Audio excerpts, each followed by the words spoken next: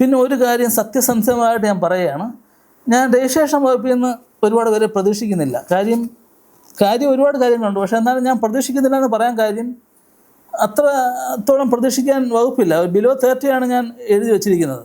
അതിൽ കൂടുതൽ വരികയാണെങ്കിൽ ഭാഗ്യമെന്നേ പറയാൻ പറ്റത്തുള്ളൂ. കാര്യം എനിക്ക് അത്രത്തോളം നല്ല പിന്തുണയാണ് അവിടെ നിന്ന് കിട്ടുന്നത്.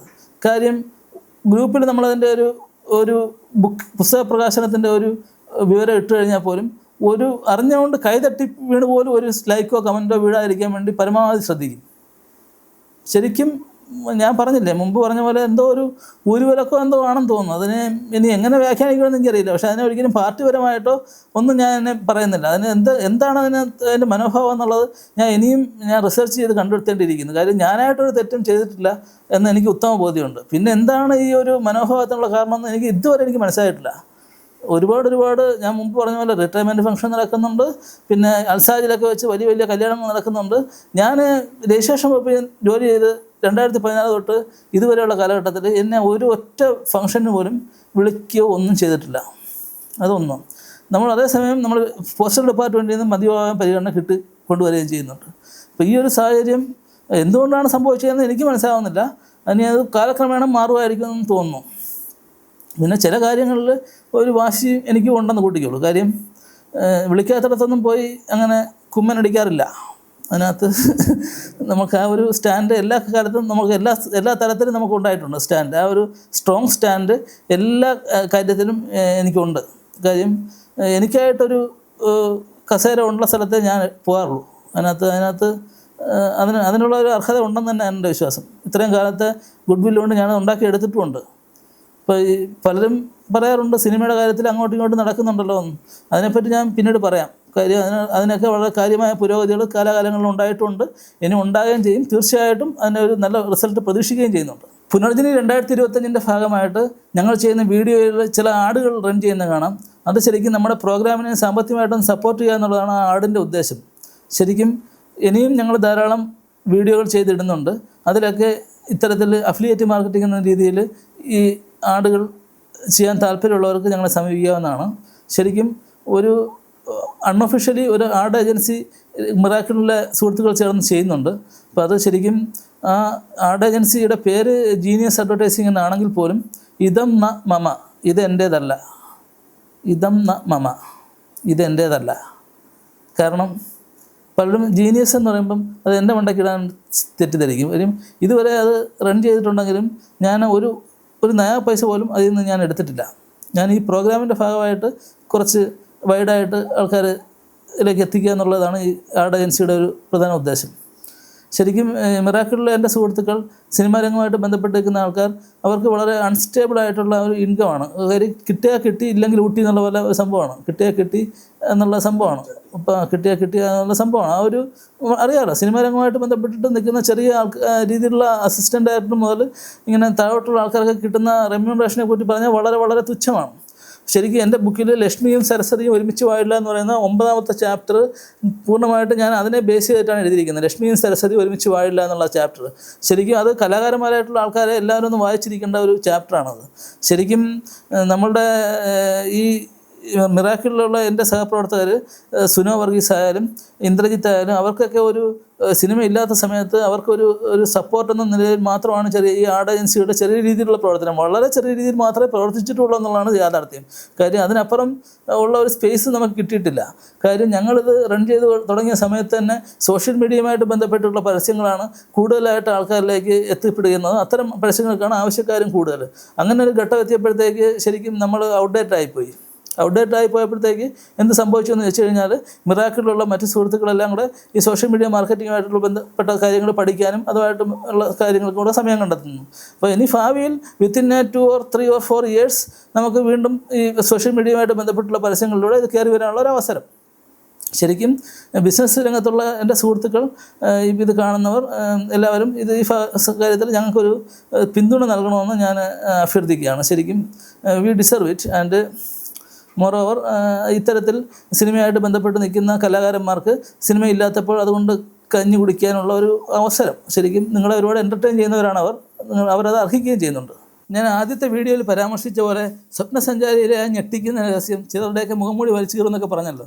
അത് കേൾക്കാൻ വേണ്ടി മാത്രം ഈ അവസാന വീഡിയോ വരെ കാത്തിരുന്ന ആൾക്കാരുണ്ട്. ഞാൻ ശരിക്കും അതിനു വേണ്ടി മാത്രമാണെന്ന് പറഞ്ഞത്. നമ്മൾ ലീവ് പീരീഡിൽ ചില ഓൺലൈൻ മാധ്യമങ്ങളുമായിട്ട് ബന്ധപ്പെട്ടൊക്കെ പ്രവർത്തിച്ചിരുന്നു. കാര്യം ഇവരുടെയൊക്കെ ട്രേഡ് സീക്രട്ട് ഇതാണ്, എന്തോ സംഭവിക്കാൻ പോകുന്നു എന്നുള്ള പ്രതീതി ഉണ്ടാക്കുക. എന്നിട്ട് ഇപ്പം തന്നെ ഈ 13 വീഡിയോ ആയി, 13 വീഡിയോ നിങ്ങൾ കേട്ടുകൊണ്ടിരുന്നെങ്കിൽ ഈ എന്ത് ഇടയ്ക്ക് വെച്ച് പറയുമെന്നുള്ള ഒരു ക്യൂരിയോസിറ്റി ഉണ്ടല്ലേ. ഇതിനകത്ത് അങ്ങനെ പറയാൻ വേണ്ടി കാര്യങ്ങളൊന്നുമില്ല. പോസിറ്റീവായ ബുക്കാണ്, സ്വന്തമായിട്ട് സ്വപ്നമുള്ള ലക്ഷ്യങ്ങളുള്ള ആൾക്കാരെ ഉദ്ദേശിച്ച് എഴുതിയ ബുക്കാണ്. ശരിക്കും അതിനകത്ത് പ്രത്യേകിച്ച് പറയാനുള്ള കാര്യങ്ങളൊന്നും തന്നെ ഇല്ല. ഈ മനസ്സ് ഞെട്ടിക്കുന്ന രഹസ്യം കേൾക്കാൻ വേണ്ടി കാത്തിരിക്കുന്നവർ നിരാശരായി. ശരിക്കും ഇതിൻ്റെ അകത്ത് മാനുസ്ക്രിപ്റ്റ് കയ്യെഴുത്ത് പ്രതി പരിശോധിച്ചത് പ്രഗത്ഭരായ ആൾക്കാരാണ്. അവർ പറഞ്ഞനുസരിച്ചിട്ട് എല്ലാ മാറ്റങ്ങളും വരുത്തിയിട്ടാണ് ഇറക്കുന്നത്. സോ ഇതിനകത്ത് രഹസ്യമോ അങ്ങനെ മറ്റുള്ള കാര്യങ്ങളോ ഒന്നും തന്നെ ഇല്ല. എല്ലാം പോസിറ്റീവായ കാര്യങ്ങൾ മാത്രമാണുള്ളത്. ശരിക്കും നമ്മുടെ ഇപ്പോഴത്തെ മാധ്യമപ്രവർത്തനം ഈ രീതിയിൽ അധപ്പതിച്ച് പോയിട്ടുണ്ട്. പല കാര്യങ്ങളിൽ അത് ആവശ്യമുള്ള കാര്യങ്ങൾ പറയാതിരിക്കുക, ആവശ്യം ഇല്ലാത്ത കാര്യങ്ങൾ സ്ട്രെസ് ചെയ്ത് പറയുക, നെഗറ്റീവായ കാര്യങ്ങളിലേക്ക് മാത്രം ശ്രദ്ധ കൊണ്ടുവരിക.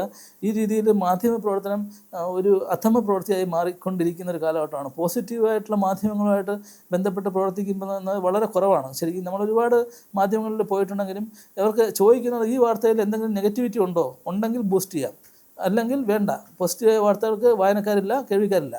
അതാണ് അവരുടെ എല്ലാ ഒരു ഇത്. ബഷീർ കോണ്ടസ്റ്റുമായിട്ട് ബന്ധപ്പെട്ടിട്ടുള്ള വാർത്തകൾ ഞങ്ങൾ കൊടുക്കാൻ വേണ്ടി പരമാവധി പത്രങ്ങളിൽ ശ്രമിച്ചതിൽ ഞങ്ങൾ പിന്തുണച്ചത് ദേശാഭിമാനിയും മലയാള മനോരമയും മാത്രമാണ്.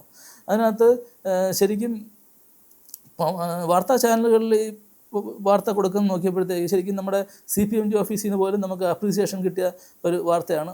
അപ്പോൾ അത് കൊടുക്കണമെന്ന് ചിന്തിച്ച് നമ്മൾ വാർത്താ ചാനലുകളെ സമീപിക്കുമ്പോഴും അവർ പറയുന്നത് എന്താണ്, ഈ കത്തുകളിനകത്ത് എന്തെങ്കിലും രീതിയിലുള്ള ഇഷ്യൂസ് ഉണ്ടോ, മീൻസ് സോഷ്യൽ ഇഷ്യൂസ് ഉണ്ടോ, മീൻസ് ഏതെങ്കിലും കുട്ടി വല്ല ഞെട്ടിപ്പിക്കുന്ന വെളിപ്പെടുത്തൽ വല്ലതും നടത്തിയോ, അങ്ങനെ ഉണ്ടെങ്കിൽ അത് വാർത്തയാക്കാം.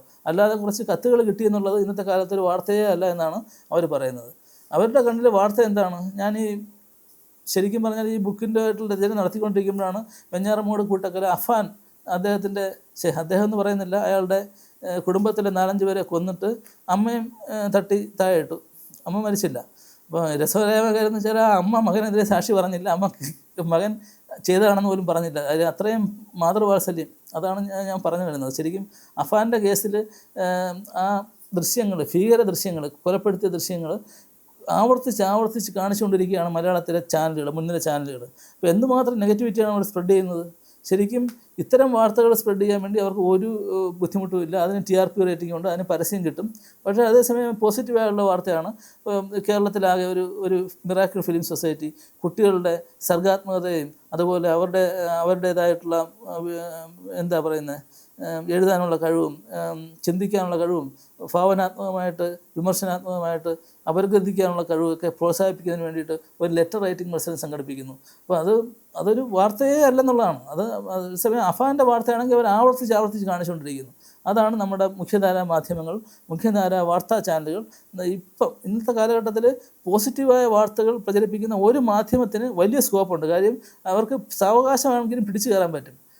പോസിറ്റീവായ വാർത്തകൾ മാത്രം കൊടുക്കുന്ന ഒരു ഒരു മാധ്യമം ഉണ്ടായി വന്നാൽ അവർക്ക് പിടിച്ചു കയറാൻ പറ്റുന്ന സാഹചര്യമുണ്ട്. കാര്യം പൊതുസമൂഹത്തിൽ ഒരു ധ്രുവീകരണം സംഭവിച്ചുകൊണ്ടിരിക്കുകയാണ്. സിനിമയുടെ കാര്യത്തിലായാൽ പോലും മാർക്കോ പോലെ പണി പോലുള്ള സിനിമകൾ ഇനി ഇറങ്ങിയ പണി മേടിക്കും, ഉറപ്പാണ്. കാര്യം ആൾക്കാർ അത്രത്തോളം മടുത്തിട്ടുണ്ട് ഇത്തരം സിനിമകൾ, വയലൻസ്, ഇത് മടുത്തെന്ന് വെച്ചാൽ പടം കണ്ടുകൊണ്ടിരിക്കുമ്പോൾ തന്നെ ഇറങ്ങിപ്പോയിരുന്ന ആൾക്കാർ, നമുക്ക് ശരിക്കും ഞാൻ റിവ്യൂ ഒന്നും എടുക്കാറില്ലെങ്കിലും ആൾക്കാരുടെ എല്ലാം പ്ലസ്സും മൈനസും നമ്മൾ ഇൻ്റർവ്യൂവിൽ ഇറങ്ങുമ്പോൾ ഞാൻ ചോദിക്കുന്നത് ആൾക്കാർ എങ്ങനെ ഉണ്ടായിരുന്ന പടം എന്ന്. ആ ഒരു സംഭവം ചോദിച്ചിട്ടാണ് ആൾക്കാരുടെ ഒരു ഫീഡ്ബാക്ക് നമുക്ക് കിട്ടുന്നത്. സോ ഇനിയിപ്പോൾ ഒരു മാറ്റത്തിൻ്റെ പാതയിലാണ് കേരളം എന്ന് വേണമെങ്കിൽ പറയാം. പിന്നെ പൊതുവിൽ കേരള സമൂഹത്തിലൊരു നിസ്സംഗതയുണ്ട്. എന്താണ് നിസ്സംഗത എന്ന് വെച്ചാൽ അത് വളരെ അപകടകരമായ നിസ്സംഗതയാണ്. എന്ത് സംഭവിച്ചാലും ഇത് ഞങ്ങളുടെ വീട്ടിലല്ലല്ലോ, എൻ്റെ വീട്ടിൽ സംഭവിക്കുന്നില്ലല്ലോ എന്നുള്ള നിസ്സംഗത, സ്വാർത്ഥതയിൽ അധിഷ്ഠിതമാക്കിയിട്ടുള്ള ഒരു നിസ്സംഗത. അടുത്ത കാലത്ത് കണ്ട ഒരു വാർത്ത, അടുത്ത കാലത്തല്ല, 2 ആഴ്ച പോലും ആയില്ല, ഒരു കുട്ടി ഒരു പട്ടിയുടെ കടിയേറ്റ് മാതാപിതാക്കൾ അതിന് വാക്സിൻ എടുത്തിട്ടും മരണപ്പെട്ടു. അതാണ് പോയിൻറ്റ്. വാക്സിൻ എടുത്തിട്ടും മരണപ്പെട്ടു എന്ന് പറയുമ്പോഴത്തേക്ക് നമ്മുടെ ഈ കാലഘട്ടത്തിൽ അതൊരു വാർത്ത എന്ന് വെച്ചാൽ അതിനെ ഒരു 2 കോളം വാർത്തയാക്കേണ്ട വാർത്തയാണോ? പത്രത്തിൻ്റെ ഫ്രണ്ട് പേജിൽ ഗോപു നന്ദിരത്തും മൈജിയും കൊടുത്തിട്ട് ഉൾപേജിൽ ഒരു 2 കോളം വാർത്തയാക്കേണ്ട വാർത്തയാണോ അത് മുഖപ്രസംഗം എഴുതേണ്ട വാർത്തയല്ലേ? വാക്സിൻ എടുത്തിട്ടും, അതായത് പേപ്പട്ടി വിഷയത്തിനെതിരെയുള്ള പ്രതിരോധ വാക്സിൻ എടുത്തിട്ട് ഒരു കുട്ടി മരിക്കുക എന്ന് വെച്ചാൽ അത് ഇന്നത്തെ കാലഘട്ടത്തിൽ ചിന്തിക്കാൻ പോലും പറ്റുന്ന കാര്യമാണോ? ശരിക്കും ലോകത്തുള്ള എല്ലാ കുട്ടികളും എൻ്റെ കുട്ടിയാണെന്നുള്ള ഒരു സങ്കല്പമാണ് എനിക്കുള്ളത്. ഞാനത് പലപ്പോഴും വീട്ടിൽ പറയുമ്പോഴത്തേക്ക് മോളുമായിട്ട് അടി വെക്കാറുമുണ്ട് ഈ കാര്യത്തിൽ. എൻ്റെ ബുക്കിൽ ഖലീൽ ജിബ്രാൻ്റെ ഒരു കവിതയുണ്ട്. ഖലീൽ ജിബ്രാൻ്റെ കവിത നിങ്ങളുടെ കുട്ടികൾ നിങ്ങളുടെ കുട്ടികളല്ല എന്ന് തുടങ്ങുന്ന കവിത തർജ്ജിമയാണ്, മലയാള തർജ്ജിമ ഷൗക്കത്ത് തർജ്ജിമ ചെയ്തതാണ്. ഷൗക്കത്ത് അനുമതി ഇല്ലാതാണ്, ഇതിൻ്റെ അനുമതി ഇല്ലാതെ കൊടുത്തതുകൊണ്ട് ഞാൻ ആ കവിത ഫുള്ള് കൊടുത്തിട്ടില്ല. എന്നാലും ഞാൻ പറയുകയാണ്, ഈ പേപ്പട്ടി വിഷത്തിൻ്റെ കേസിൽ വളരെ നിസ്സംഗതയാണ് പേപ്പട്ടി വിപത്തിൻ്റെ കാര്യത്തിൽ നമ്മൾ കാണിക്കുന്നത് മാധ്യമങ്ങൾ. ശരിക്കും എൻ്റെ അഭിപ്രായത്തിൽ പറഞ്ഞാൽ ഈ പേപ്പട്ടികളെ എല്ലാം ഒന്നുകിൽ കണ്ടെയ്നറിൽ കയറ്റി ഇതിനെ ഭക്ഷിക്കുന്ന നാടുണ്ട്, ഇന്ത്യയിൽ തന്നെയുണ്ട്. നാഗാലാൻഡ്, മണിപ്പൂർ, മിസോറം ഒക്കെ പേപ്പട്ടിയെ അല്ല പട്ടിയെ ഭക്ഷിക്കുന്ന നാടുകളാണ്. അപ്പോൾ ഈ പട്ടികളെല്ലാം കണ്ടെയ്നറിലാക്കി അങ്ങോട്ട് അയക്കുകയോ അല്ലെങ്കിൽ ഏതെങ്കിലും ഒരു മാർഗ്ഗത്തിൽ അങ്ങനെ ചെയ്തില്ലെന്നുണ്ടെങ്കിൽ കാലഘട്ടത്തിൽ വളരെ ബുദ്ധിമുട്ട് അനുഭവിക്കുന്ന സിറ്റുവേഷനിലേക്ക് വരും. പേഴ്സണലി പറഞ്ഞാൽ ഞാൻ എൻ്റെ വൈഫ് ഹൗസ് കരമനയാണ്, ഞാൻ വാടകയ്ക്ക് താമസിക്കുന്നത് കുഞ്ചാലമൂടാണ്. അപ്പോൾ 1.5 കിലോമീറ്റർ വ്യത്യാസമുണ്ട്. എൻ്റെ പോകുന്ന വഴിക്കൽ ഇറച്ചിവെട്ട് കടകളാണ്. ഇറച്ചിവെട്ട് മാലിന്യങ്ങൾ ഭക്ഷിക്കാൻ വേണ്ടി ഒരുപാട് പട്ടികളിങ്ങനെ അവിടെ ഉണ്ടായിരിക്കും. അപ്പം ഞാനിങ്ങനെ നടന്നാണ് പോകുന്നത്, മോളും ഞാനും വൈഫും കൂടെ ഇങ്ങനെ നടന്ന് പോകുമ്പോഴത്തേക്ക് ഗൗരി ഇങ്ങനെ തമാശ പറയും, അച്ഛാ അതോ ടെറർ ലുക്ക്, പട്ടിയെ കണ്ടിട്ടാണ് പറയുന്നത് ടെറർ ലുക്ക്. അപ്പം ഞാൻ പറയും നീ നോക്കി നിന്നോ, എന്തെങ്കിലും ഒരു ചെറിയൊരു മാന്ത് കിട്ടിയാൽ ഞാൻ പുക്കളിന് ചുറ്റും 14 ഇഞ്ചക്ഷൻ എടുപ്പിക്കുമെന്ന് തമാശയ്ക്ക് പറയും. പക്ഷേ തമാശയ്ക്ക് പറയുന്നതാണെങ്കിൽ പോലും ഈ പുക്കളിന് ചുറ്റും 14 ഇഞ്ചക്ഷൻ എടുക്കുക എന്ന് പറയുന്നത് ഒരു പ്രൊട്ടക്ഷനാണ്. വാക്സിൻ എന്ന് വെച്ചാൽ ഒരു സാധാരണക്കാരൻ്റെ ഒരു ആശ്രയമാണ്. അത് വാക്സിൻ ഉണ്ടല്ലോ എന്നുള്ളൊരു ആശ്രയമുണ്ട്. അപ്പോൾ അതിന് പോലും പ്രൊട്ടക്റ്റ് ചെയ്യാൻ പറ്റുന്നില്ലെങ്കിൽ ആ മരിച്ചുപോയ കുട്ടി അത് നിങ്ങളുടെ വീട്ടിലെ കുട്ടിയാണെങ്കിലും ഒന്ന് സങ്കല്പിച്ച് നോക്കൂ. അപ്പോൾ സ്വന്തം വീട്ടിലേക്ക് വരുമ്പോൾ മാത്രം പ്രതികരിക്കുന്ന ഒരു നിസ്സംഗതയുണ്ട്, മലയാളിക്ക് മാത്രം അവകാശപ്പെടുന്ന നിസ്സംഗത. അപ്പോൾ ഇതിനൊക്കെ എവിടെയാണ് നമ്മൾ പ്രതികരിക്കേണ്ടത് എന്ന് കൃത്യമായിട്ട് അറിയാത്ത ഒരു സാഹചര്യമുണ്ട്.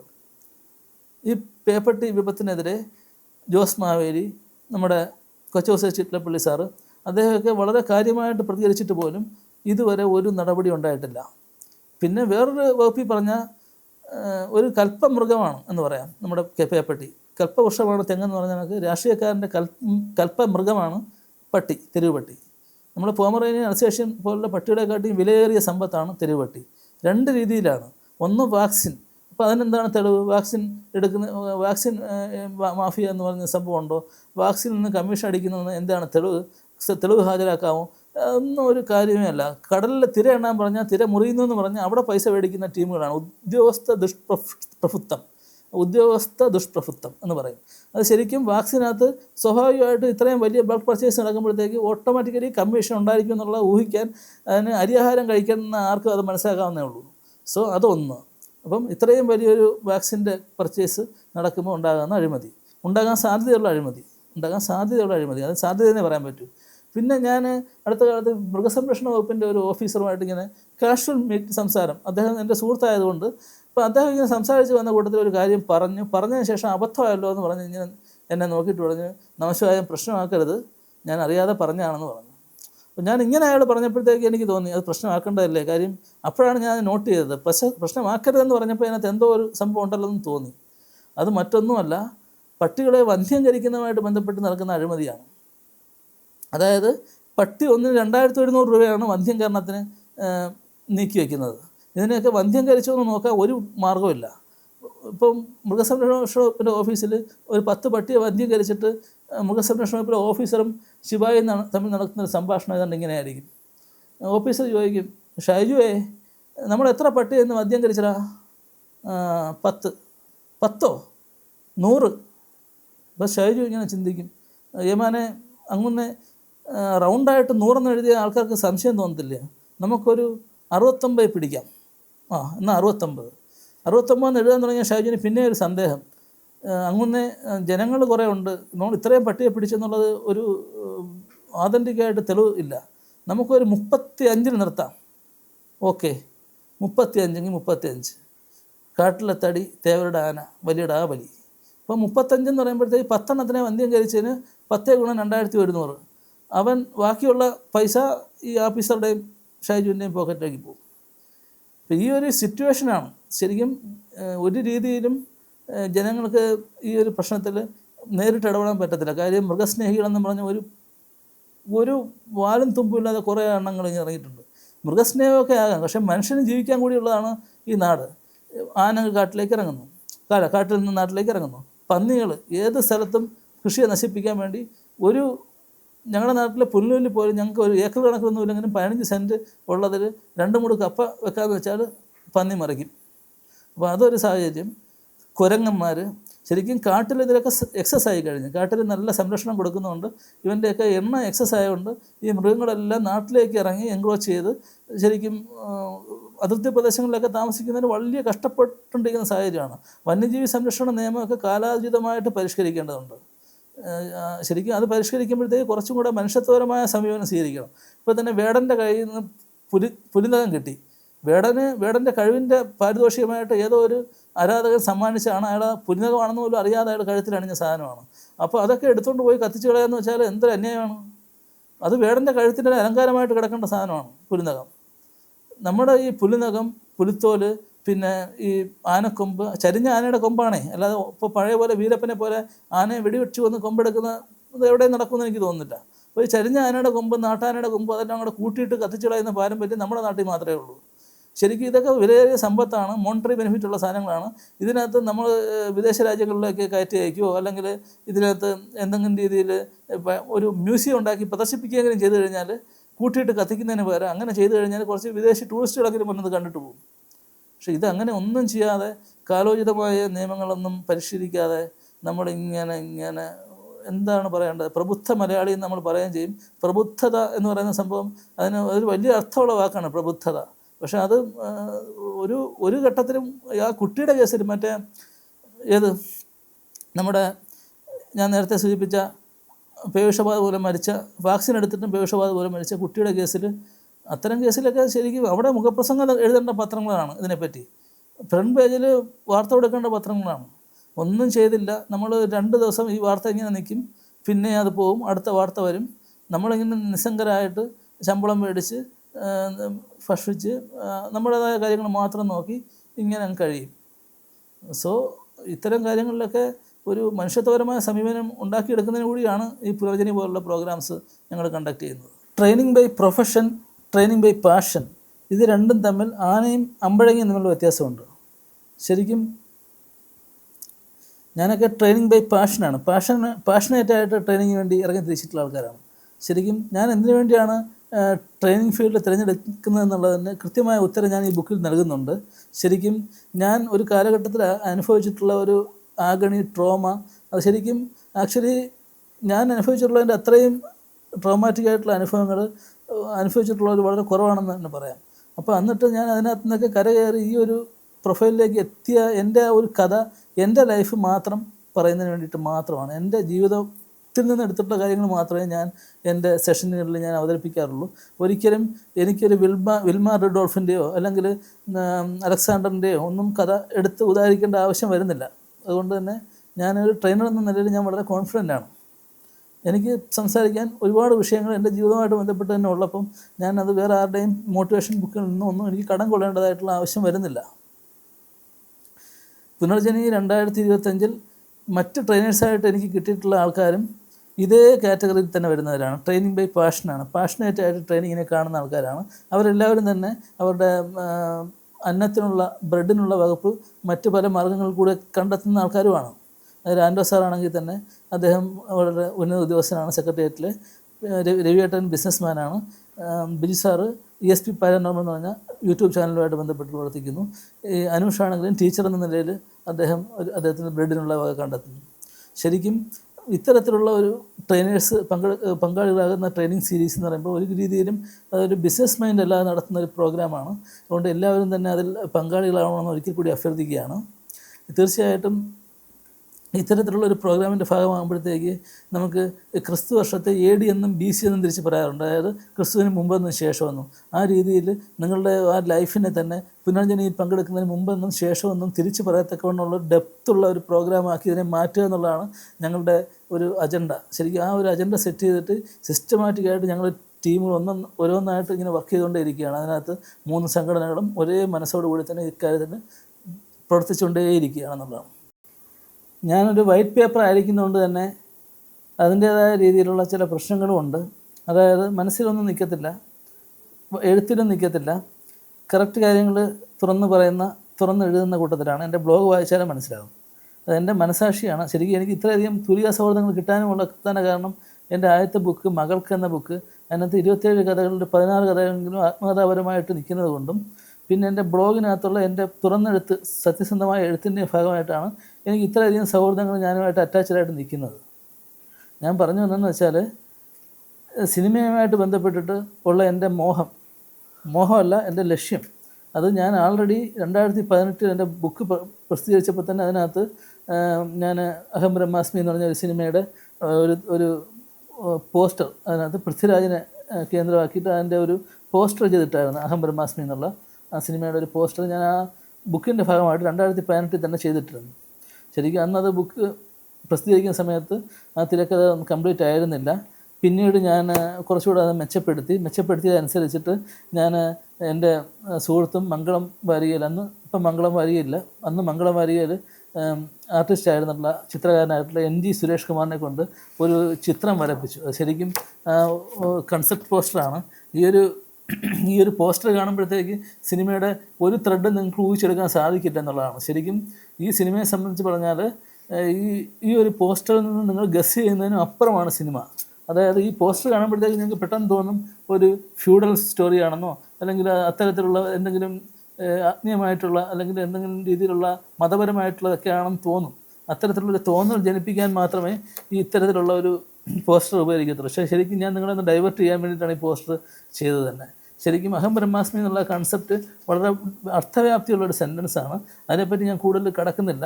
ശരിക്കും ഭാവിയിൽ എപ്പോഴെങ്കിലും അത് സിനിമയായി യാഥാർത്ഥ്യമായി നിങ്ങളുടെ മുന്നിലേക്ക് എത്തും. തീർച്ചയായിട്ടും പൃഥ്വിരാജിനെ പോലെ വലിയ താരവിലയുള്ള ഒരു താരത്തെ കേന്ദ്രീകരിച്ചിട്ട് അദ്ദേഹത്തെ മാത്രം കോൺസെൻട്രേറ്റ് ചെയ്തിട്ട് അദ്ദേഹത്തിൻ്റെ പ്ലസ്സും മൈനസും മനസ്സിലാക്കിക്കൊണ്ട് സ്ക്രിപ്റ്റ് എഴുതിയിരിക്കുന്നതുകൊണ്ട് തന്നെ അത്തരം ഒരു കൺസെപ്റ്റിലേക്ക് അദ്ദേഹം എത്തിച്ചേരാനുള്ള ഒരു പോസിബിലിറ്റി അടുത്ത കാലത്തൊന്നും അദ്ദേഹത്തിൻ്റെ ലൈനപ്പ് വെച്ച് നോക്കിയാൽ കാണുന്നില്ല. അതുകൊണ്ട് തന്നെ ഞാൻ ഇതൊരു ദീർഘകാല ലക്ഷ്യമായിട്ടാണ് അഹം ബ്രഹ്മാസ്മിയെ ഞാൻ കാണുന്നത്. സിനിമ ഒരു മോഹമായിട്ടിരിക്കുന്നതുകൊണ്ട് തന്നെ ഒരുപാട് കൺസെപ്റ്റുകൾ നമ്മൾ ഡെവലപ്പ് ചെയ്ത് എഴുതി വെച്ചിട്ടുണ്ട്. അതിനകത്ത് അഹം ബ്രഹ്മാസ്മി അതിലൊന്ന് മാത്രമാണ്. തീർച്ചയായിട്ടും പൃഥ്വിരാജിനെ കണ്ട് കഥ സംസാരിക്കുമ്പോഴത്തേക്ക് അദ്ദേഹത്തിന് ഇതിനകത്തൊരു അനുഭവം തോന്നുകയാണെങ്കിൽ നമ്മൾ അതുമായിട്ട് മുന്നോട്ട് പോകും. പക്ഷെ ഞാൻ എൻ്റെ ഒരു കാര്യവും ഞാൻ നേരത്തെ പ്രെഡിക്റ്റ് ചെയ്യുകയോ, പണ്ടൊക്കെ ആണെങ്കിൽ തീർച്ചയായിട്ടും നടന്നില്ലല്ലോ, ആ മീറ്റിംഗ് നടന്നില്ലല്ലോ, അങ്ങനെയൊക്കെയുള്ള വളരെ ടെൻഷൻ അങ്ങനെയൊക്കെയുള്ള കാര്യങ്ങളിലൂടെയൊക്കെ കടന്നു പോയിട്ടുണ്ട്. പക്ഷേ ഇപ്പം ഞാൻ പാകപ്പെട്ടു, എൻ്റെ മനസ്സിനെയും പാകപ്പെടുത്തി. എൻ്റെ ഈ ബുക്കിൻ്റെ ക്യാപ്ഷൻ തന്നെ എന്താണ്? Swapnasanchari enjoying the magnificent journey എന്നാണ്. അതായത് മഹത്തായ ഒരു യാത്ര ആസ്വദിക്കുക മാത്രം ചെയ്യുന്നു. അതിന് ലക്ഷ്യത്തെക്കുറിച്ച് നമ്മൾ ബോധരാകുന്നേയില്ല. ആ യാത്ര ആസ്വദിക്കുക എന്നത് മാത്രമാണ് ലക്ഷ്യം, ചിന്ത. ശരിക്കും ഞാനിപ്പോൾ ഈ സിനിമകളൊന്നും യാഥാർത്ഥ്യം ആയില്ലെങ്കിൽ പോലും ഹാപ്പി ആയിട്ടിരിക്കുക എന്നുള്ള ഒരു എന്ത് സംഭവിച്ചാലും what ever may it is, അതായത് ആ ഒരു മനോഭാവം വളർത്തിക്കൊണ്ട് വരികയാണ് ചെയ്തത്. കാര്യം സിനിമ രംഗമായിട്ട് ബന്ധപ്പെട്ട് നിൽക്കുമ്പോൾ നമുക്ക് മനസ്സിലാക്കാൻ സാധിക്കുന്നതെന്ന് വെച്ചാൽ ഒരു പരിധിക്കപ്പുറം നമ്മളുടെ കയ്യിൽ നിൽക്കുന്ന കാര്യമേ അല്ല. ഒരു കഥ എഴുതിയിടുന്നത്, അല്ലെങ്കിൽ ഒരു ലേഖനം എഴുതുന്നത്, ഒരു ബുക്ക് പ്രസിദ്ധീകരിക്കുന്നത്, ഒരു ട്രെയിനിങ് എടുക്കുന്നത്, ഇതൊക്കെ എൻ്റെ കയ്യിൽ നിൽക്കുന്ന കാര്യങ്ങളാണ്. ഞാൻ മാത്രം വ്യക്തിനിഷ്ഠമായ കാര്യങ്ങളാണ്. പക്ഷേ സിനിമയെ സംബന്ധിച്ചിടത്തോളം പറഞ്ഞാൽ അതിനകത്ത് ഫിനാൻസ് ചെയ്യാൻ വേണ്ടി ഒരു പ്രൊഡ്യൂസർ വരണം, ഒരു ആക്ടർ വില്ലിങ് ആവണം, അതുമായിട്ട് ബന്ധപ്പെട്ടിരുന്ന സപ്പോർട്ടിങ് ആക്ടേഴ്സ്, ഒരുപാട് ഘടകങ്ങളെ കൂടിച്ചേർക്കുമ്പോഴാണ് ഒരു സിനിമ യാഥാർത്ഥ്യമാകുന്നത്. അതുകൊണ്ടായിരിക്കാം ഈ ഒരു മോഹം, ഒരു ലക്ഷ്യം ഇങ്ങനെ നീണ്ടു പോകുന്നതെന്നാണ് ഞാൻ മനസ്സിലാക്കുന്നത്. ശരിക്കും ഈ ഒരു സിനിമ യാഥാർത്ഥ്യമാകാൻ ചിലപ്പോൾ വർഷങ്ങൾ എടുത്തേക്കാം. കാരണം പൃഥ്വിരാജ്, ഞാൻ ഒരേ പ്രായമാണ്, ഞങ്ങളെല്ലാവരും ഇവിടെ തന്നെ ഉണ്ടെന്ന് താനും. തീർച്ചയായിട്ടും എന്തെങ്കിലും ഒരിക്കലത് നടക്കും എന്നുള്ളൊരു പ്രതീക്ഷയിലും ആണ് ഞാൻ എൻ്റെ ഒരു വിഷൻ ബോർഡിൻ്റെ ഭാഗമായിട്ട് തന്നെ ഈ അഹം ബ്രഹ്മാസ്മിയുടെ ഈ പോസ്റ്റർ മാറ്റിയത്. ശരിക്കും ഞാൻ ഈ ഒരു പിക്ചർ വരച്ചെടുക്കുന്നതിന് അദ്ദേഹത്തിന് ഒരു 3-4 വർഷം മുമ്പാണ് 8500 രൂപയോളം കൊടുത്തിട്ടാണ് ഞാൻ ഈ പിക്ചർ വരച്ചെടുത്തത്. ശരിക്കും അത് എത്രത്തോളം ഞാൻ ആ സ്ക്രിപ്റ്റുമായിട്ട് ഇമോഷണലി ബ്ലെൻഡ് ആണെന്നുള്ളത് നിങ്ങൾക്ക് ഈ ഒരു ഇൻസിഡൻറ്റിൽ തന്നെ നിങ്ങൾക്ക് മനസ്സിലാക്കാൻ സാധിക്കും. പിന്നെ ഞാൻ 3 വേറെ എഴുതി വെച്ചിട്ടുണ്ട്. ശരിക്കും നമ്മളൊരു സിനിമയെ പറയുമല്ലോ, ശ്രീനിവാസൻ തിരക്കഥ വേണോ, തിരക്കഥ ഏതാണ് സിനിമ? സ്വയംവരപ്പന്തൽ, അതുപോലൊരു സംഭവമാണ്. ശരിക്കും അങ്ങനെ ഞാൻ തന്നെ പറയുമ്പോഴത്തേക്ക് ചിലപ്പോൾ നിങ്ങൾക്ക് സംശയം തോന്നുന്നു, ഇതെന്താണ് ഇവൻ ഇങ്ങനെ പറയുന്നത്, ഇവന് യാഥാർത്ഥ്യമാണോ, ഇവൻ ചെയ്തിട്ടുണ്ടോ, പല സംശയങ്ങൾ ആൾക്കാർക്കൊക്കെ തോന്നാറുണ്ട്. അപ്പോൾ ഞാൻ 2022 കാലഘട്ടത്തിൽ ഈ വീഡിയോയിൽ മുമ്പ് പരാമർശിച്ച പോലെ 22 ആത്മമിത്രയിൽ ഇരുന്ന സമയത്ത് എൻ്റെ ലീവ് പീരീഡിലാണ്. അന്ന് എൻ്റെ മനസ്സിലേക്ക് വന്ന ഒരാശയം 14 ഡ്രാഫ്റ്റുകൾ മാറ്റി എഴുതിക്കൊണ്ട്, അതാണ് ഞാനിപ്പം പ്രസിദ്ധീകരിച്ച് വെച്ചേക്കുന്ന സ്ക്രിപ്റ്റാണ്. ശരിക്കും ഞാൻ അതിൻ്റെ പേര് കാണിക്കുന്നില്ല, ജസ്റ്റ് ബുക്കാക്കി ഞാൻ 3 കോപ്പി പ്രസിദ്ധീകരിച്ച് കഴിഞ്ഞു. ബുക്കാക്കി പ്രസിദ്ധീകരിച്ച് 3 കോപ്പി കോപ്പിറൈറ്റിന് വേണ്ടി പ്രസിദ്ധീകരിച്ച് വെച്ചിരിക്കുകയാണ് ശരിക്കും. ഇത് ഞാൻ ഒരു ഒറ്റ പ്രൊഡ്യൂസറോട് പോലും ഞാൻ ഈ കഥ പറഞ്ഞിട്ടില്ല എന്നുള്ളതാണ്. ശരിക്കും ഈ കഥ ഞാൻ പറഞ്ഞിട്ടുള്ളത് ആകെ എൻ്റെ മിറാക്കിളിലുള്ള എൻ്റെ സഹപ്രവർത്തകരായിട്ടുള്ള cinematographer Indrajith, chief associate Suno Varghese, then Kerala film അക്കാദമിയിൽ ഞങ്ങളെ പഠിപ്പിച്ച ജോയ് സാറ്, എൻ്റെ സുഹൃത്തായിട്ടുള്ള ട്രെയിനർ ബിജു പത്മനാഭൻ, ഈ 4 പേര് മാത്രമാണ് ശരിക്കും ഈ കഥ എന്താണെന്ന് കേട്ടിട്ടുള്ളത്. അത് തന്നെ പിന്നെ ഇതിനു വേണ്ടി ചിത്രങ്ങൾ വരച്ചത്, മനോഹരമായ ചിത്രങ്ങൾ വരച്ച് തന്നിട്ടുള്ളത്, ശരിക്കും മനോഹരമായ ഈ ചിത്രങ്ങളൊക്കെ വരച്ച് തന്നിട്ടുള്ളത് എൻ ദിവാകരൻ ആണ്. അദ്ദേഹത്തിനോട് പോലും ഞാൻ ഈ കഥ ഫുള്ള് പറഞ്ഞില്ല, സിറ്റുവേഷൻ മാത്രം പറഞ്ഞു കൊടുത്തിട്ട് നമ്മളത് വരപ്പിച്ചെടുക്കുകയായിരുന്നു. റിയൽ ടൈം മോട്ടിവേഷൻ ഡ്രാമ എന്നുള്ള ഒരു പുതിയ ജോണർ അവതരിപ്പിക്കുകയാണ്. ശരിക്കും മലയാളത്തിൽ ഇങ്ങനെ പുതിയ ജോണറിൽ വന്നിട്ടുള്ള സിനിമകളെല്ലാം അത്യാവശ്യം വിജയിച്ചിട്ടുള്ളൊരു ചരിത്രമാണുള്ളത്. ഞാൻ ആ ഒരു രീതിയിൽ നല്ലൊരു സ്റ്റഡി നടത്തിയിട്ടാണ് ഈ ഒരു ഇതിലേക്ക് എത്തിച്ചേർന്നത്.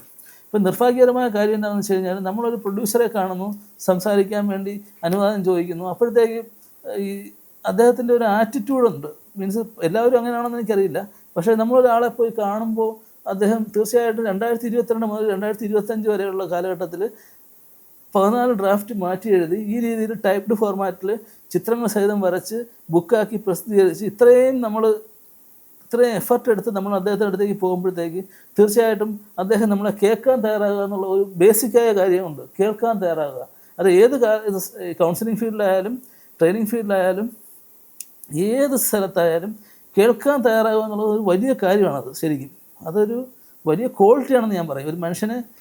ഒരു മനുഷ്യനെ മനസ്സിലാക്കാനുള്ള ഏറ്റവും വലിയ ക്വാളിറ്റി അത് കേൾക്കാൻ തയ്യാറാകുക എന്നുള്ളതാണ്. സ്ക്രിപ്റ്റുമായിട്ട് ബന്ധപ്പെട്ട് നമ്മൾ പോകുമ്പോഴത്തേക്ക് ഔട്ട്ലൈൻ പറയൂ, 5 മിനിറ്റ് പറയൂ, 2 മിനിറ്റ് പറയൂ എന്ന് പറഞ്ഞ് ഫോൺ എടുത്ത് ഇങ്ങനെ കറക്കിക്കൊണ്ടിരിക്കുമ്പോഴത്തേക്ക് നമ്മളത് കൺഫ്യൂസ്ഡ് ആയിപ്പോകും. 5 മിനിറ്റ് പറയുമ്പം പെട്ടെന്ന് അവർ ചിന്തിക്കുന്നത് എന്താണ്, നല്ല സ്റ്റോറിയാണ്, ഇത് കൊമേഴ്ഷ്യലാക്കാൻ എങ്ങനെ പറ്റും, കൊമേഴ്ഷ്യലാണോ, ഇത് ശരിക്കും ഒരു മീഡിയോക്കർ മധ്യവർത്തി സിനിമയല്ലേ എന്നുള്ള രീതിയിൽ. അപ്പോൾ അങ്ങനെയല്ല, ഇത് വായിച്ചു നോക്കിയാൽ കൊമേഴ്ഷ്യലാക്കാൻ പറ്റുമെന്ന് നമുക്ക് പറഞ്ഞ് കൺവിൻസ് ചെയ്യുമ്പോഴത്തേക്ക് അവരതിലേക്ക് വേറെ ചില ആർട്ടിസ്റ്റുകൾ, വലിയ ആർട്ടിസ്റ്റുകൾ അങ്ങനെ ആ രീതിയിലേക്ക് പോകും. പക്ഷെ നമ്മുടെ ഈ സിനിമയെ സംബന്ധിച്ചിടത്തോളം പറഞ്ഞാൽ ഇതിനകത്ത് വലിയ താരങ്ങളിലുപരിയായിട്ട് കഥ കൊണ്ട് മുന്നോട്ട് പോകുന്ന വളരെ ചെറിയ സിനിമയാണ്. ഒരു മലയാള സിനിമയിൽ അടുത്ത കാലത്ത് സംഭവിച്ചിട്ടുള്ള വിജയ സിനിമകളുടെ ഒക്കെ ഒരു ചുവട് പിടിച്ച് നോക്കിക്കഴിഞ്ഞാൽ അതിനെല്ലാം ഒരു അനലൈസ് ചെയ്ത് നോക്കിക്കഴിഞ്ഞാൽ നമുക്ക് മനസ്സിലാകുന്ന ഒരു സത്യമുണ്ട്. അതായത് കുഞ്ഞു സിനിമകൾ വലിയ വിജയം നേടുന്ന, ശരിക്കും അത് നിർമ്മാതാക്കൾ എന്താണ് ഇത്രയും കാലമായിട്ട് അത് മനസ്സിലാക്കാത്തതെന്ന് ഞാൻ ചിന്തിച്ച് ഇങ്ങനെ ഇരിക്കുകയാണ്. കാര്യം നമ്മളിപ്പോൾ ഇപ്പോൾ ഉദാഹരണമായിട്ട് കുമ്പളങ്ങി നൈറ്റ്സ് കുഞ്ഞു കൺസെപ്റ്റാണ്, അതിനകത്ത് കഥാപാത്രങ്ങളുടെ ഇമോഷൻസ് എല്ലാം കൃത്യമായിട്ട് ബ്ലെൻഡ് ചെയ്ത് പോയിട്ടുണ്ട്. അപ്പോൾ അത്തരം ചെറിയ സിനിമകൾ, മനസ്സിനെ ടച്ച് ചെയ്യുന്ന സിനിമകൾ പണ്ട് കാലത്തൊക്കെ ഉണ്ടായിരുന്നു ഒരുപാട്. 1990കളുടെ അവസാനം 2000ത്തിൻ്റെ ആദ്യമൊക്കെ ഇറങ്ങുന്ന സിനിമകൾ മധ്യവർത്തി സിനിമകളായിരുന്നു കൂടുതലും. അതായത് സമാന്തര സിനിമകൾ എന്ന് പറയുന്ന അവാർഡ് സിനിമകളുടെയും കച്ചവട സിനിമകളുടെയും ഇടയ്ക്ക് നിൽക്കുന്ന സിനിമകൾ, ഭരതം, ആ ശ്രേണിയിലുള്ള ഒരുപാട് സിനിമകൾ, കന്മദം, അമരം, ഇതൊക്കെ കുറേ സമയം കൊമേഴ്ഷ്യലുമാണ്, എന്നാൽ അതേസമയം ആർട്ടുമാണ്. ആ തരത്തിൽ നിൽക്കുന്ന ഒരു സിനിമയാണ് ഇത്. അപ്പോൾ ഇതിനകത്ത് ശരിക്കും കേൾക്കാൻ തയ്യാറാകുന്ന ഒരു പ്രൊഡ്യൂസർ, ജെന്യുവിനായ ഒരു പ്രൊഡ്യൂസർ വരുമ്പോൾ മാത്രം സംഭവിക്കുന്ന ഒരു സിനിമയായിരിക്കും. കാര്യം ഇതിനകത്ത് ഒരു പുതിയ ജോണർ പരീക്ഷിക്കുന്നതുകൊണ്ട് തന്നെ ശരിക്കും ഒരു 1/4 മണിക്കൂറെങ്കിലും എന്നെ കേട്ടിരിക്കാൻ തയ്യാറാകുന്ന ആൾക്ക് ഇത് കൺവിൻസിങ് ആവും. നമുക്ക് ഒരാളെ നിർബന്ധിച്ച് കേൾപ്പിക്കാനോ ഒന്നും ഉള്ള ഒരു വകുപ്പില്ല. പിന്നെ ഇത് മേടിച്ച് വെച്ചിട്ട് ഞാനത് വായിച്ചിട്ട് പറയാമെന്ന് പറയുമ്പോഴത്തേക്ക് അതും അവിടെയും വർക്കാവും. പക്ഷേ അതിനകത്ത് വേറൊരു വസ്തുത ഇവിടെ ഉണ്ട്, പറയാം. അതായത് തിരക്കഥ എന്ന് പറയുന്നത് ഒരു സിനിമയുടെ അടിസ്ഥാന രൂപമാണ്. തിരക്കഥ ഉപജീവിച്ചാണ് സിനിമ ഉണ്ടാകുന്നത്. പക്ഷേ തിരക്കഥയല്ല സിനിമ. തിരക്കഥാകൃത്തിൻ്റെ മനസ്സിലുള്ള പരമാവധി കാര്യങ്ങൾ നോട്ട് ചെയ്ത് പ്രോപ്പർട്ടി സഹിതം നോട്ട് ചെയ്ത് പകർത്തി എഴുതിയിട്ടുണ്ടെങ്കിൽ പോലും അത് അവൻ്റെ ലിപ്പിൽ നിന്ന് കേൾക്കുമ്പോൾ ഉണ്ടാകുന്ന ഒരു എക്സൈറ്റ്മെൻറ്റും അവൻ്റെ മുഖത്ത് നിന്നും കിട്ടുന്ന അതാണ് സിനിമ. ശരിക്കും കഥ പറയുമ്പോൾ നമ്മുടെ മുഖത്ത് വിരിയുന്ന ഭാവങ്ങൾ നമ്മുടെ കഥാപാത്രങ്ങളായിട്ട് നമ്മൾ തന്നെ മാറുന്നു. അപ്പോൾ അവൻ്റെ മുഖത്താണ്, അവൻ്റെ ലിപ്പിലിരിക്കുകയാണ് സിനിമ. അതാണ് നിങ്ങളൊന്ന് മേടിച്ച് നോക്കട്ടെ എന്ന് പറഞ്ഞിട്ട് വീട്ടിൽ വൈഫിൻ്റെ കൂടെ വഴക്കടിച്ചിട്ടിരിക്കുമ്പോഴോ അല്ലെങ്കിൽ വേറെ ഏതെങ്കിലും മൂഡിലിരിക്കുമ്പോഴോ എടുത്ത് വായിക്കുമ്പോഴത്തേക്ക് ഒന്നും കിട്ടൂല. അപ്പോൾ ആ ഒരു കേൾക്കാൻ തയ്യാറാകുക എന്നുള്ള ഒരു വലിയ കാര്യം ഒരാൾ ചെയ്യുമ്പം തീർച്ചയായിട്ടും ഈ സിനിമ സംഭവിക്കും എന്നുള്ളതാണ്. റീസെൻ്റ്ലി 2 ആഴ്ച മുമ്പാണ് എനിക്കിത് ബൈൻഡഡ് ഫോർമാറ്റിൽ കിട്ടിയത്. അതിനകത്ത് ശരിക്കും ഞാൻ എൻ്റെ ബാക്കിലായിട്ട്, ഞാൻ സിനിമയുടെ പേര് കാണിക്കുന്നില്ല, ബാക്കിലായിട്ട് ഞാനൊരു കോട്ട് എടുത്തിട്ടുണ്ട്. അതായത് നിങ്ങളൊരു സിനിമ കാണാൻ അതിയായി ആഗ്രഹിക്കുന്നുവെങ്കിൽ ആ സിനിമ ഇനി എഴുതപ്പെട്ടിട്ടില്ല എങ്കിൽ അത് നിങ്ങൾ തന്നെ എഴുതണം. ആ ഒരു കോട്ടാണ് ഇട്ടിരിക്കുന്നത്. ശരിക്കും അതിനകത്ത് ശരിക്കും ഞാൻ കാണണമെന്ന് ആഗ്രഹിക്കുന്ന ഒരു സിനിമയാണ് ഈ എൻ്റെ കയ്യിൽ ഇപ്പോൾ ഇരിക്കുന്ന സ്ക്രിപ്റ്റ്. പിന്നെ ഈ സിനിമയെക്കുറിച്ച് കൂടിയുള്ള ബുക്കാണ് സ്വപ്നസഞ്ചാരി. അതിനകത്ത് ഞാൻ വിശദമായിട്ട് എന്താണ് എൻ്റെ ഈ സിനിമ കൊണ്ട് ഞാൻ ഉദ്ദേശിക്കുന്നത് എന്നുള്ളത് ഈ സിനിമയുടെ കഥയൊന്നും വെളിപ്പെടുത്താതെ തന്നെ ഇതിനകത്ത് വ്യക്തമാക്കിയിട്ടുണ്ട്. തീർച്ചയായിട്ടും ഒരു നിർമ്മാതാവ് അല്ലെങ്കിൽ സിനിമയുമായിട്ട് ബന്ധപ്പെട്ടിരിക്കുന്ന ഒരു വ്യക്തി UN പൃഥ്വിരാജായാൽ തന്നെ ഈ ഒരു വീഡിയോ അവരിലേക്ക് എത്തിപ്പെടുകയും പുനർജനിയുടെ ഭാഗമായിട്ട് തന്നെ നമ്മുടെ സിനിമാ രംഗത്ത് പ്രവർത്തിക്കുന്ന ഒരുപാട് വിശിഷ്ട വ്യക്തികൾ അതിൽ പങ്കെടുക്കുന്ന ചടങ്ങാണ്. തീർച്ചയായിട്ടും അവരെയൊക്കെ ഈ ഒരു സ്ക്രിപ്റ്റ് കൂടി അവരിലേക്ക് എത്തുകയും അതൊരു സിനിമയായിട്ട് മാറുകയും, കാരണം പല സിനിമകളും നമ്മൾ ഒരു കാലഘട്ടത്തിൻ്റെ ബേസ് ചെയ്ത് നമ്മൾ എഴുതുമ്പോഴത്തേക്ക് പിന്നെ വേറൊരു കാലഘട്ടം വരെ കാത്തിരിക്കുക എന്നുള്ളൊരു ക്ഷമയില്ല, സബ്ജക്റ്റ് പഴകി പോകുക എന്ന് പറയും. അത്തരത്തിലുള്ള പല ഇൻസിഡൻറ്റുകളും എൻ്റെ ജീവിതത്തിൽ തന്നെ ഉണ്ടായിട്ടുണ്ട്. ഉദാഹരണമായിട്ട് ജോസഫ് എന്ന് പറയുന്ന സിനിമയുടെ ഒരു ത്രെഡ് ഞാൻ ആലോചിച്ച് നല്ല രീതിയിൽ ഡെവലപ്പ് ചെയ്ത് വന്ന ഒരു സംഭവമായിരുന്നു. പക്ഷേ ആ സമയത്ത് വളരെ വ്യാപകമായിട്ട് സോഷ്യൽ മീഡിയ വഴി മൃതസഞ്ജീവിനി എന്ന് പറയുന്ന സർക്കാരിൻ്റെ അവയവദാനത്തിനുള്ള ആപ്പിനെ പറ്റിയും ഒക്കെ വ്യാപകമായിട്ട് മെസ്സേജുകൾ പ്രചരിച്ചുകൊണ്ടിരിക്കുന്നത് നിങ്ങളും ഓർക്കുന്നുണ്ടാവുമല്ലോ. അപ്പോൾ ആ ഒരു കൺസെപ്റ്റ് പെട്ടെന്ന് ജോസഫ് എന്ന മൂവി കണ്ടപ്പോഴത്തേക്ക് ഞാൻ അത്രയും പണിയെടുത്ത സംഭവം ഞാൻ മാറ്റി വെക്കേണ്ടി വന്നു. കാര്യം നമുക്കത് ഇനി കൊണ്ടുപോകാൻ പറ്റൂലെന്ന് മനസ്സിലായി. കാര്യം അതേ കൺസെപ്റ്റ് അവിടെ വന്നിട്ടുണ്ട്. അതൊന്നും ആരുടെയും കുറ്റമല്ല. കാര്യം ഈ ലോകത്തിന് പ്രപഞ്ചത്തിന് എല്ലാം ഒരേ മനസ്സാണുള്ളത്. ഒരേ റിസീവറുമായിട്ട് ഇരിക്കുന്ന ആൾക്കാർ ഒരേ തരംഗദൈർഘ്യമുള്ള ചിന്തകൾ പിടിച്ചെടുക്കും. അത് സ്വാഭാവികമാണ്, ക്വയറ്റ് നാച്ചുറൽ. അപ്പോൾ ശരിക്കും ഞാൻ ഇത് ഇവിടെ പ്രസ്താവിക്കാൻ കാര്യം എന്ന് വെച്ചാൽ പലപ്പോഴും പല ആൾക്കാരും ചോദിക്കുന്നു സിനിമ എന്തായി. സിനിമ ഇതാ ഇവിടെ വരെ എത്തി. അതായത് 2018 തുടങ്ങിയ യാത്ര 4 സ്ക്രിപ്റ്റുകൾ പൂർത്തിയാക്കി വെച്ചിട്ടുണ്ട്. അതിനകത്ത് അറ്റ് പ്രസൻറ്റ് ചെയ്യാൻ തയ്യാറായിട്ട് ഒരു സിനിമ, അത് ഞങ്ങൾ നന്നായിട്ട് തന്നെ മിറാക്കിൾ ടീം വർക്ക് ചെയ്ത് വെച്ചിട്ടുണ്ട്. ഇത്രയുമാണ് സിനിമയെ സംബന്ധിച്ച് എനിക്ക് പറയാനുള്ളത്. ശരിക്കും ആദ്യമൊക്കെ എന്തായി സിനിമ എന്ന് ചോദിക്കുമ്പോഴത്തേക്ക് നമുക്കൊരു ചെറിയ വിഷമം ഉണ്ടാകാറുണ്ട്. കാര്യം വിഷമം ഉണ്ടാകാന്ന് പറയുമ്പോഴത്തേക്ക് നമ്മൾ കുറച്ച് കാലമായിട്ട് നടക്കുന്നുണ്ടല്ലോ. പക്ഷേ ഈ രംഗത്തേക്ക് ഇറങ്ങി കഴിയുമ്പോഴേ നമുക്ക് മനസ്സിലാകുന്ന ഒരുപാട് ആൾക്കാർ ഒരുപാട് സിനിമകളുമായിട്ട് എല്ലാ പ്രൊഡക്ഷൻ ഹൗസിൻ്റെയും കയ്യിൽ 10ഉം 15ഉം തിരക്കഥ റെഡിയായിട്ടിരിക്കുന്ന സമയമാണ്. അപ്പം ആരുടെയും കുറ്റമല്ല. ഇതിനകത്ത് പേപ്പറും പേനയും മാത്രം മതി, പിന്നെ കുറച്ച് ഭാവനയും. പക്ഷേ പണം മുടക്കുന്നവന് അതല്ലല്ലോ, അവനവൻ്റെ കുടുംബം വിറ്റ പൈസ ആയിരിക്കും ചിലപ്പോൾ ഇതിനകത്ത് മുടക്കുന്നത്. സോ നമുക്ക് ജെന്യുവിൻ ആണെങ്കിൽ സംഭവിക്കുക തന്നെ ചെയ്യുമെന്നുള്ളതാണ്. പിന്നെ എല്ലാ കാര്യത്തിലും ഞാൻ ഈ പറയുന്ന പോലെ Swapnasanchari enjoying the magnificent journey, മഹത്തായ ഈ യാത്ര ആസ്വദിച്ചുകൊണ്ട് മുന്നോട്ട് പോവുകയാണ്, ആസ്വദിച്ചുകൊണ്ട് മാത്രം. തീർച്ചയായിട്ടും അതിൻ്റെ ഫൈനൽ ഡെസ്റ്റിനേഷൻ എന്തായിരുന്നാൽ തന്നെ യാത്ര ആസ്വദിക്കുക എന്നുള്ളതാണ് ഏറ്റവും പ്രധാനപ്പെട്ട കാര്യം. ഞാൻ ഈ സിനിമയുടെ ഈ ബുക്കിൻ്റെ അവസാനം പറഞ്ഞ പോലെ സ്വപ്ന സാക്ഷാത്കാരത്തിനായുള്ള യുദ്ധത്തിൽ ചിലപ്പോൾ ജയിച്ചേക്കാം, ചിലപ്പോൾ തോറ്റേക്കാം. തോറ്റാൽ ഉടനെ ചടകടഞ്ഞ് എഴുന്നേറ്റ് കളി തുടരും. ഞാൻ എങ്ങനെ കളിച്ചു എന്നത് എല്ലായ്പ്പോഴും നിലനിൽക്കും. ഇനി ജയിച്ചാലോ അപ്പോഴും അടുത്ത കളിക്കായി തയ്യാറെടുക്കും. കളിയുടെ നിയമങ്ങൾ അറിഞ്ഞു കളിക്കുന്നവന് രാജാവും മന്ത്രിയും ഒന്നും കൂടെ വേണമെന്നില്ല. വെറും കാലാൾപ്പടയും തേരും കൊണ്ട് അവൻ കളി ജയിച്ചിരിക്കും. ഇനി ചെറിയ കളികളില്ല, വലിയ യുദ്ധങ്ങൾ മാത്രം. ഇതാണ് എൻ്റെ കൺക്ലൂഡിങ്സ് വാചകം. അപ്പോൾ അങ്ങനെയാണ് സിനിമയായിട്ട് ബന്ധപ്പെട്ട് എനിക്ക് ഇത്രയും കാര്യങ്ങളാണ് പറയാനുള്ളത്. ഓക്കെ, അപ്പം അടുത്ത വർഷം തന്നെ ഈ ഒരു സിനിമ യാഥാർത്ഥ്യമായിട്ട് തിരശ്ശീലയിൽ കാണാൻ സാധിക്കുമെന്നുള്ള ശുഭപ്രതീക്ഷയോടെ പുനർജനി 2025 വേദിയിൽ തന്നെ ഒരു പക്ഷേ ഇതിൻ്റെ ഒരു ടൈറ്റിൽ ലോഞ്ച്, ഞാൻ ബുക്ക് ഇങ്ങനെ എടുത്ത് കാണിച്ചെങ്കിലും ടൈറ്റിൽ നിങ്ങൾ കണ്ടില്ല. അത്തരത്തിൽ അങ്ങനെയും ചില മിറാക്കിൾ സംഭവിക്കാൻ സാധ്യതയുണ്ട്. കാര്യം നമുക്ക് ഇനിയും 1 മാസത്തിച്ചില്ലാനും കിടപ്പുണ്ട് വേദിയിൽ അത് അനൗൺസ് ചെയ്യുക എന്നുള്ളത്. ഞാൻ പറഞ്ഞില്ലേ, ഒന്നും ഞാനിങ്ങനെ കൃത്യമായിട്ട് ഡിഫൈൻ ചെയ്തു പോകുന്ന ആളല്ല. അത് സംഭവിച്ചാൽ സംഭവിക്കും, സംഭവിച്ചില്ലെങ്കിൽ സംഭവിക്കത്തില്ല. ഇനി പുനർജനി തന്നെ മാറിപ്പോയി അന്ന് എത്തുകയോ എന്തെങ്കിലും ദുരന്തങ്ങളോ വരുന്ന ഒന്നും പ്രെഡിക്റ്റബിൾ അല്ല. നാളെ രാവിലെ എഴുന്നേക്കും എന്നുള്ള കാര്യം പോലും പ്രെഡിക്റ്റബിൾ അല്ല. നമ്മൾ വളരെ അനിശ്ചിതമായ ഒരു സമൂഹത്തിലാണ് നമ്മൾ ജീവിക്കുന്നത്. ഒരു കാരണവശാലും ഒന്നും നമ്മൾ പ്രീ ഡിറ്റർമൈൻ ചെയ്തുകൊണ്ട് പോകാൻ പറ്റില്ല. സോ അങ്ങനെ സംഭവിക്കുന്നെങ്കിൽ സംഭവിക്കട്ടെ. അതാണ് എൻ്റെ ആ അറ്റാച്ച്ഡ് ഡിറ്റാച്ച്മെൻറ്റാണ് എല്ലാ കാര്യത്തിലും. നമുക്ക് ഒരു ഓവർ കോൺഷ്യസ് ആയിട്ട് പല കാര്യങ്ങളിലും നടക്കുകയും അതിൻ്റെ ഭാഗമായിട്ട് ഒരുപാട് വിഷമങ്ങളിലൂടെയൊക്കെ കടന്നു പോകുന്ന ഒരുപാട് സാഹചര്യം ഉണ്ടായിട്ടുണ്ട്. ഇനിയിപ്പോൾ അങ്ങനെ ഇല്ല. സംഭവിക്കുമ്പോൾ സംഭവിക്കട്ടെ എന്നുള്ളൊരു കൺസെപ്റ്റാണ് എല്ലാ കാര്യത്തിലും ഉള്ളത്. അത് ജീവിതമായാലും എല്ലാം. ഇപ്പം നാളെ രാവിലെ എഴുന്നേക്കും എന്നുള്ള കാര്യത്തിന് എൻ്റെ കാര്യത്തിൽ മാത്രമല്ല നിങ്ങളുടെ കാര്യത്തിലും ഉറപ്പില്ല. കാര്യം എത്രയോ ആൾക്കാർ ഉറക്കത്തിൽ മരിച്ചു പോകുന്നു. അപ്പോൾ അത്തരത്തിൽ എത്രയോ ആൾക്കാർ പ്രവൃത്തി എടുത്തുകൊണ്ടിരിക്കുമ്പം മരിക്കുന്നു, ജീവിതത്തിൽ നിന്ന് അപ്രത്യക്ഷമായി പോകുന്നു.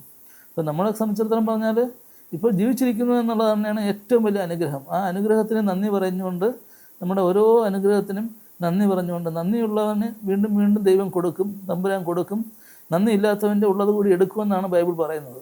ശരിക്കും ആ നന്ദിയുടെ ഡയറി വിശാലമാക്കി വലിയ വലിയ കാര്യങ്ങൾക്ക് മാത്രമല്ല, ചെറിയ ചെറിയ അനുഗ്രഹങ്ങൾക്ക് പോലും നന്ദി പറഞ്ഞുകൊണ്ട് ഒരു ഗ്രാറ്റിറ്റ്യൂഡ് മെൻറ്റാലിറ്റിയോടുകൂടി മുന്നോട്ട് പോകുമ്പം തീർച്ചയായിട്ടും ജീവിതം വളരെ പ്രേമസുരഫലവും അനുഗ്രഹപൂർണമായി തീരും. ഓക്കെ, എല്ലാവർക്കും പുനർജനി 2025 വേദിയിൽ കാണാം. തീർച്ചയായിട്ടും കാണണം. മനോഹരമായ ഡിസൈനുകളിൽ ആകർഷകമായ ഫർണിച്ചറുകൾ, ചെയർമാൻ പ്ലാസ്റ്റിക് മോൾഡഡ് ഫർണിച്ചറുകൾ.